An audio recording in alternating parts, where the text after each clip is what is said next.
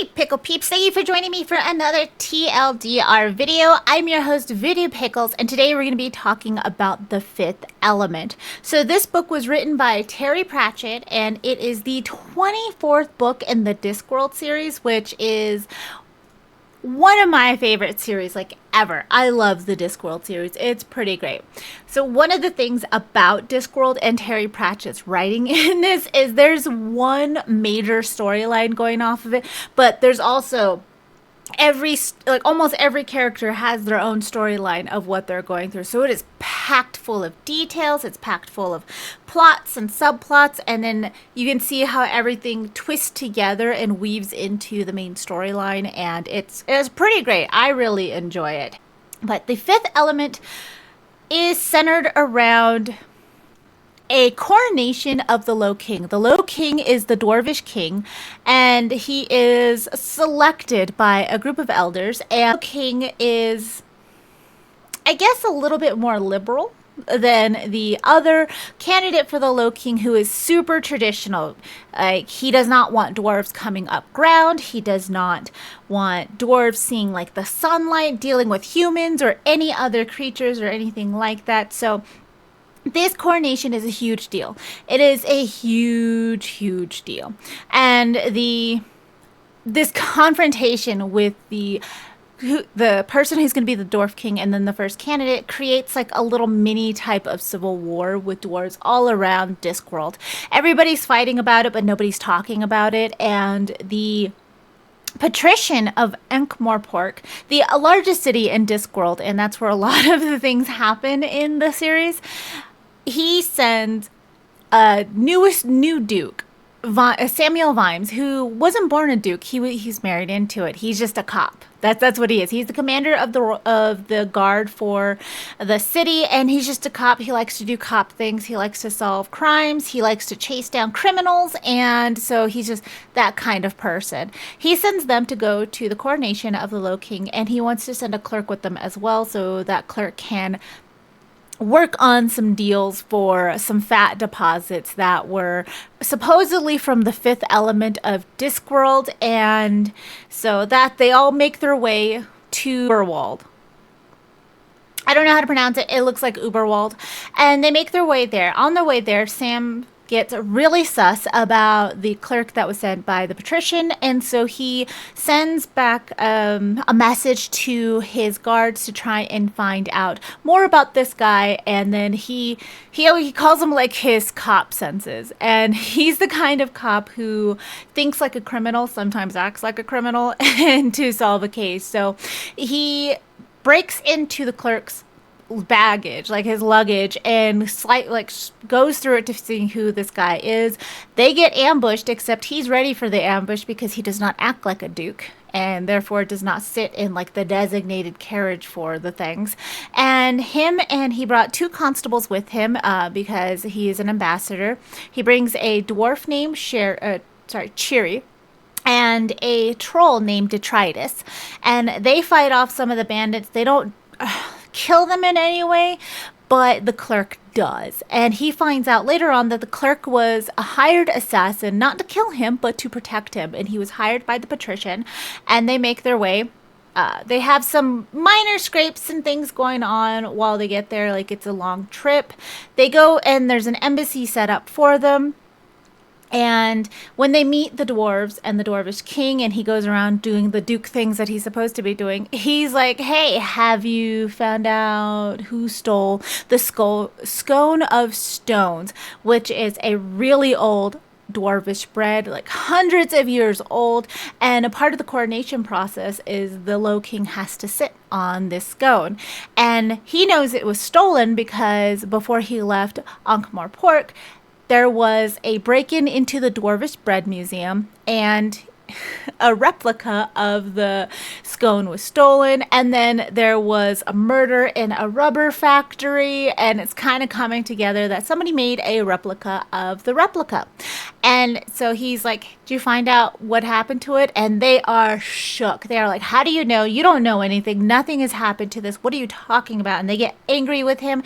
But then they bring him in, and the right hand person of the new low king is like, so we know you know that it was stolen. We need your help a little bit, but I don't want to help. I don't want to ask, but the king wants you to help. And so he helps. He goes and he investigates with Cheery, and Cheery is noticing that there's a lot of things going on here, and they're like, okay, things are starting to come together for him.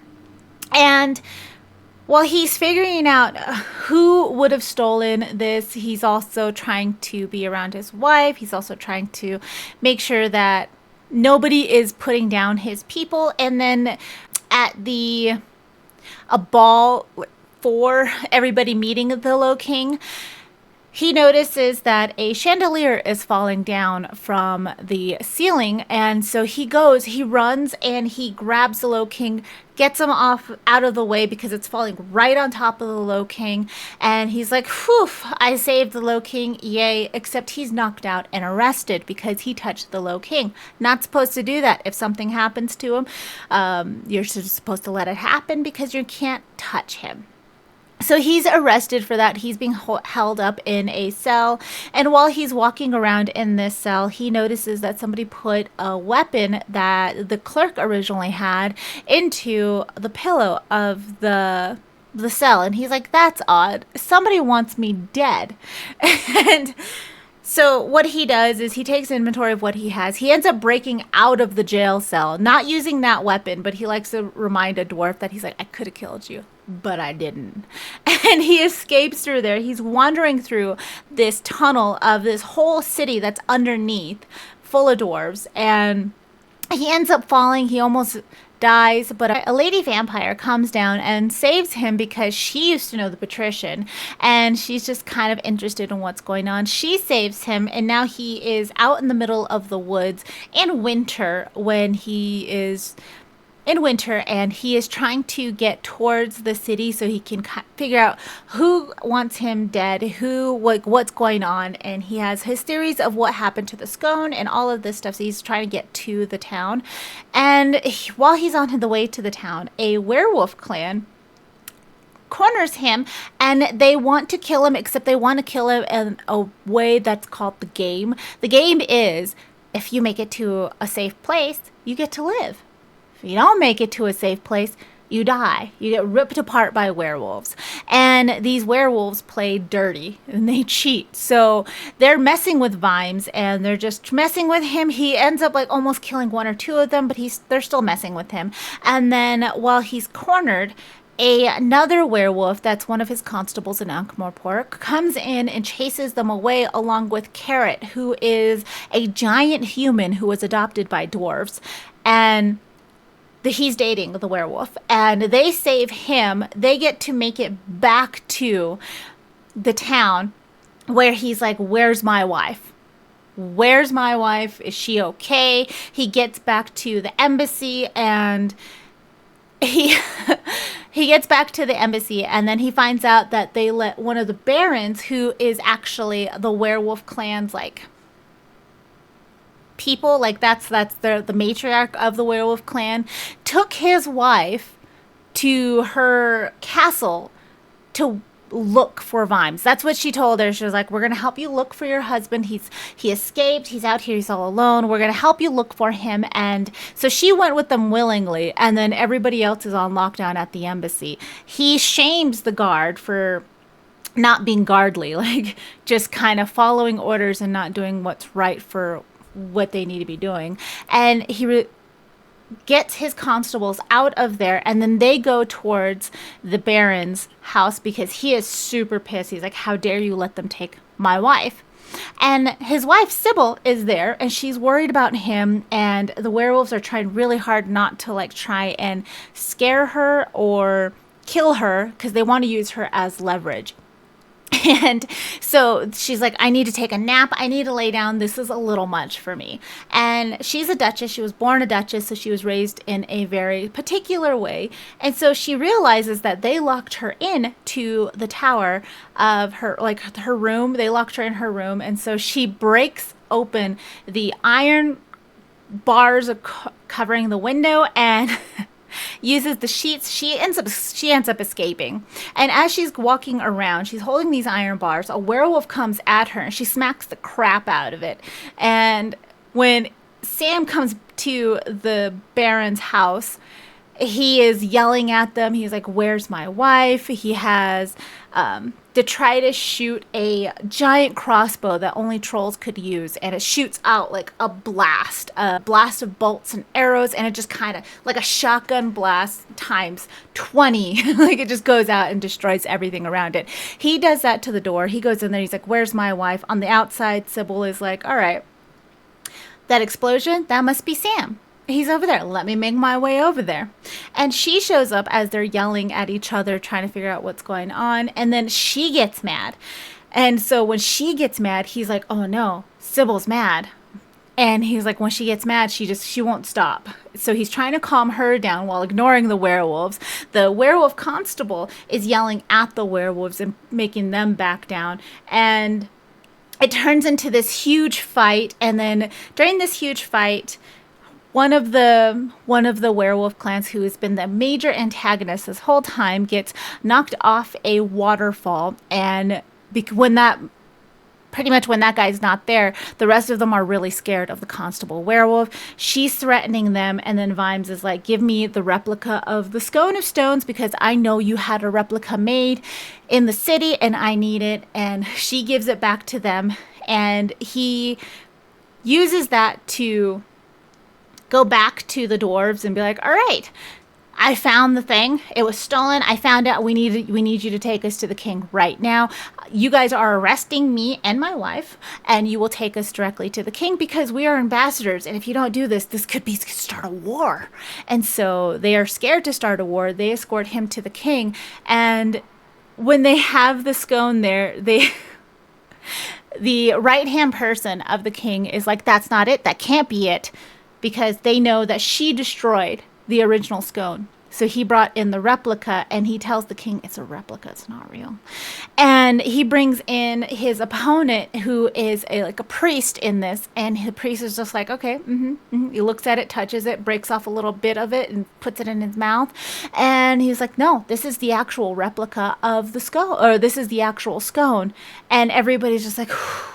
It's here. It's here." Most of the dwarves are calming down. The right-hand person of the king is freaking out because they're like, "I destroyed this. I don't know what's going on."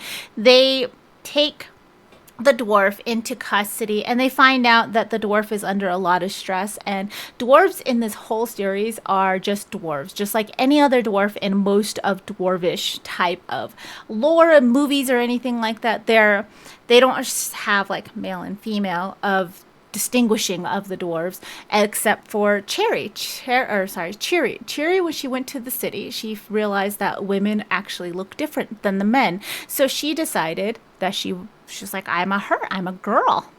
And so she started wearing a little bit of makeup. She has a skirt now, and this right-hand person is more like a priest, and so they thought it was like heresy, and that like caused them to have a mental breakdown. They smash the scone. They're taken into custody, but they're gonna go light on her because she's not in her right mind.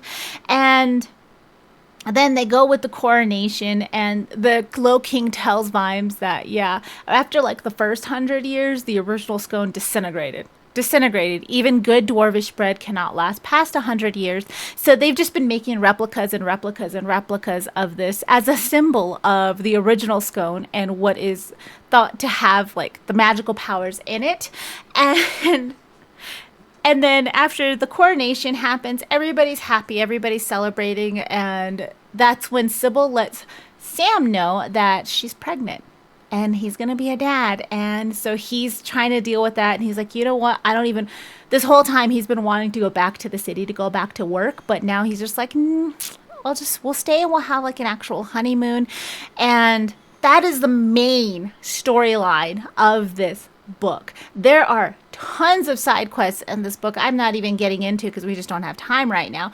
But is it a totes or nope? I rated this a 5-star. I loved this book. It was funny. It was fast paced when it needed to be. It was just all of the lore coming into it was amazing. The myths that went behind it. I really enjoyed this book. I definitely think it was a definite totes. So that's my take on it.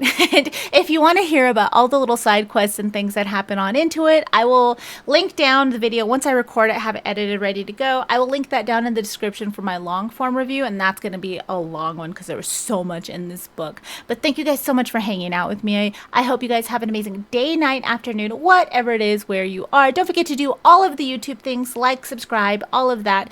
And I will talk to you guys later. Bye.